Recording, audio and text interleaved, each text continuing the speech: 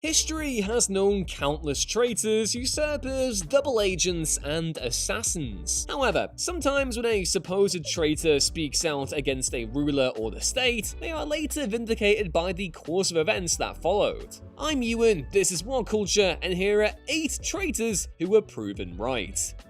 Number 8. Athens needed to be more like Sparta to survive. Socrates. Socrates operated through question and debate. While this helped him to find the answers he sought, more often than not, it also rubbed people the wrong way. His paradoxical style of questioning usually left the Athenian ruling classes bemused and ultimately belittled, and Socrates wasn't afraid to take them to task in full view of the public. Now, Socrates did not want Sparta and its allies to defeat Athens. Rather, he wanted his home city to be more like her enemies in order to secure victory. But his criticisms of Athens were misinterpreted, perhaps deliberately, as being contrary to Athens' best interests.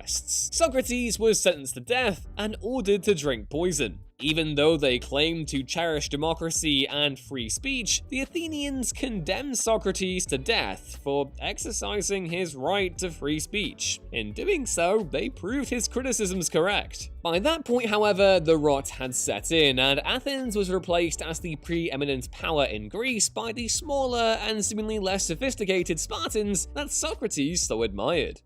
Number 7. Caesar had to die for the Republic to live. Marcus Brutus, Decimus Brutus, and Gaius Cassius. Caesar had been appointed dictator in 49 BC, 48 BC, and again in 46 BC. In ancient Rome, the position of dictator didn't mean the same as it does today. When someone was appointed dictator, it was a temporary measure taken during a crisis when it was felt that the state needed to be led by a single master. However, the conspirators felt Caesar had overstretched his remit and feared he would not relinquish his powers. Gathering together like-minded senators into a collective they called the Liberators, they assassinated Caesar on the 15th of March 44 BC during a Senate meeting. Claiming that they had killed a tyrant, the Liberators soon saw any public support they might have hoped for evaporate. Pursued by an alliance of Caesar's close friend Mark Antony and adopted son Octavian, the Liberators were hunted down. Ironically, their actions may have hastened the demise of the Republic. Following Caesar's death, Antony and Octavian divided the Republic between them and then turned on each other. When Octavian defeated Antony, he was granted many of the same powers that Caesar had been himself, and later became the first Roman emperor, taking the name Augustus. Had the conspirators left Caesar to his own devices, he may have been overthrown as a tyrant by the people, as many other autocratic rulers had been in Rome's past. But in killing Caesar, the Liberators created a martyr, and the ensuing chaos that followed his murder led many Roman people to believe that only a single man could possibly maintain order.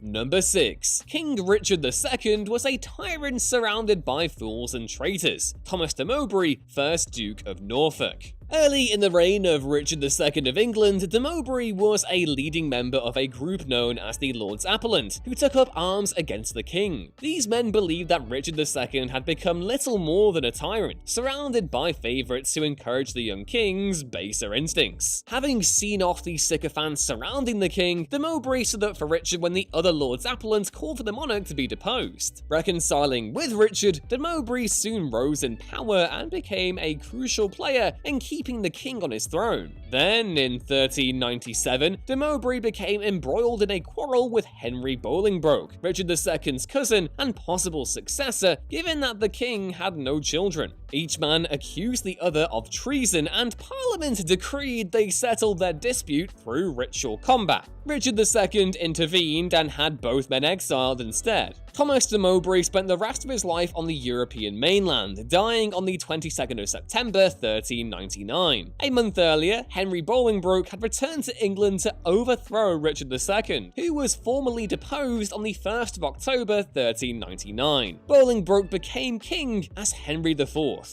Number 5. Taking on anti-Catholic discrimination. Robert Catesby and the Gunpowder Plot. Catesby wasn't motivated by a desire to free England and Scotland from a tyrannical monarch. Rather, he just sought equal rights for Catholics. He wasn't a religious zealot. Catesby had married a Protestant, and his children had been raised in the Protestant faith. Catesby and other Catholics in England had hoped that the accession of James VI of Scotland to the English throne in 1603 as James I might bring about a cessation of hostility towards Catholics, following years of persecution under Elizabeth I and Edward VI before her. Unfortunately, despite his late mother's adherence to Catholicism and his own seemingly moderate views, James VI and I turned out to be just as anti-Catholic as his predecessors. Exasperated, Catesby became convinced that the only way to effect change would be to replace the current regime. As we know, the plan to blow up James in Parliament failed. Catesby was killed in a shootout with James's soldiers, and the rest of the plotters were executed. A backlash against Catholics ensued across the country. Did the gunpowder plot actually exacerbate the persecution of Catholics? It's debatable, but what is true is that Catholics continued to be treated with suspicion and were excluded from high office for hundreds of years after Catesby's death.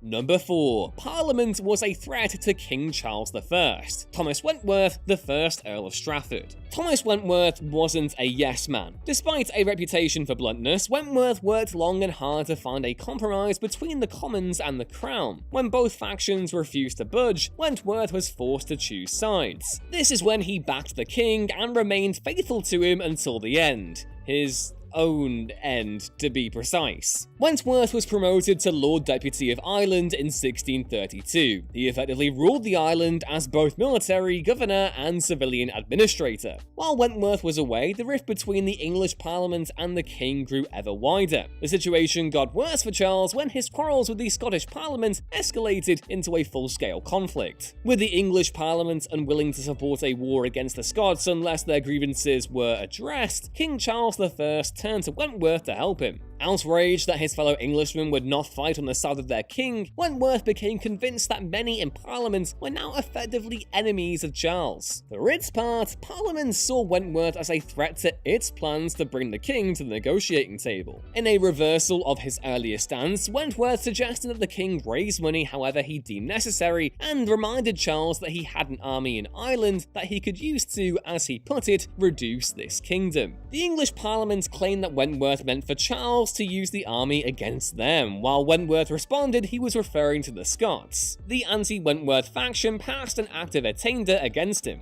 Though King Charles assured Wentworth that he wouldn't face too harsh a punishment, Parliament pushed the king to sign Wentworth's death warrant, and the Earl was duly executed on the 12th of May, 1641. Many of those parliamentarians who had forced the king to order the death of his faithful servant would soon go to war against King Charles, just as Wentworth had feared. In 1649, after defeating the Royalists, Parliament had the king himself executed.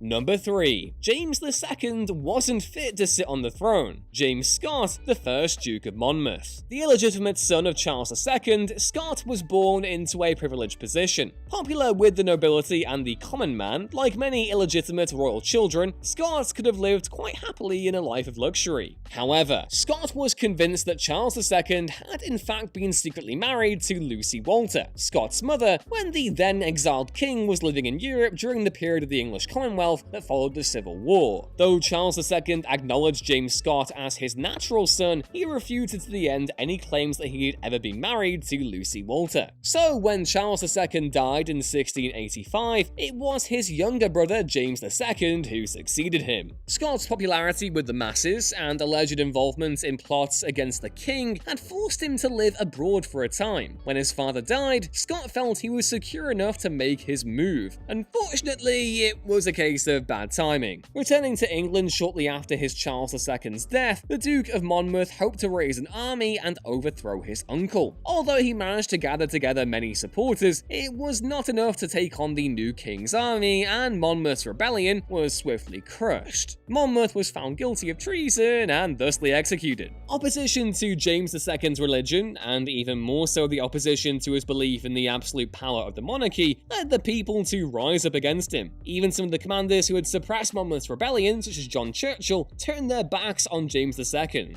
Parliament then invited Mary, James II's own daughter, to invade England with her husband William of Orange in 1688, and the king was overthrown in the Glorious Revolution.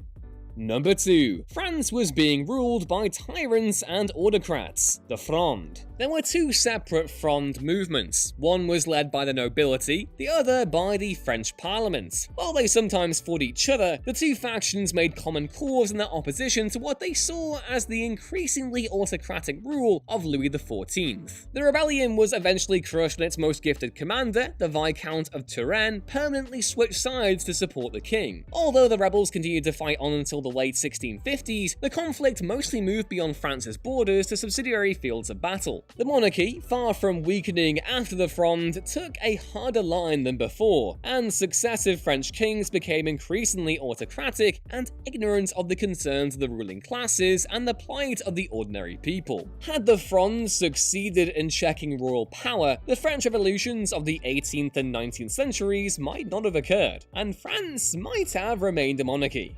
And number 1. Germany couldn't fight on two fronts and win. Rudolf Hess. Let's be abundantly clear, we are not saying Rudolf Hess is in any way a hero, someone to admire, or that he should be exonerated. Hess was a Nazi. There is no such thing as a good Nazi. But he was correct when he realized Germany could not fight a war on two fronts and hope to win. Though the Luftwaffe had failed to conquer Britain in 1940, thanks to the valiant efforts of the RAF Hurricanes and Spitfires manned by pilots from across the globe, plus a handy little invention called radar, Hitler wrongly believed he had the United Kingdom stuck in a stalemate. Therefore, in Hitler's mind, Germany was in a position to safely attack the Soviet Union. When Hess learned of the plans for the offensive, he decided he had to act. He was convinced Germany could not defeat the Soviets while Britain and her empire was still a threat, and attempted to negotiate a peace settlement. Having opened the dialogue with the Duke of Hamilton, who Hess wrongly believed represented a British faction opposed to the war, he took a plane and flew to where the Duke lived in Scotland on the 10th of May 1941. Hess left behind a letter explaining his self-appointed mission to Hitler, who, unsurprisingly, went ballistic at the perceived betrayal. Hitler ordered that if Hess ever returned to Germany, he was to be shot on sight. As for Hess's plan, the Duke of Hamilton was not an appeaser as Hess had hoped. The Duke handed him over to Prime Minister Winston Churchill, who realized Hess had no authority whatsoever to broker a peace between Germany and Britain. Hess was imprisoned for the rest of the war before being returned to Germany for the Nuremberg trials. Sentenced to life imprisonment, Hess was held in the notorious Spandau prison in West Germany, where he remained until 1987 when he took his own life. As for Hess's prediction, Hitler launched the invasion of the Soviet Union on the 22nd of June 1941, and despite initial successes, he could not match the manpower and resources of the Red Army, who crushed the Nazis and drove them back all the way to Berlin following a decisive victory at Stalingrad in 1943. Nor could Hitler keep Britain out of the war either. Once the Americans joined the war in late 1941, Britain became the launching pad for the liberation of Europe.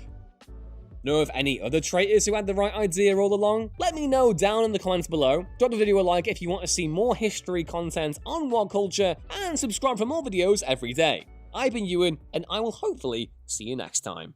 Bye!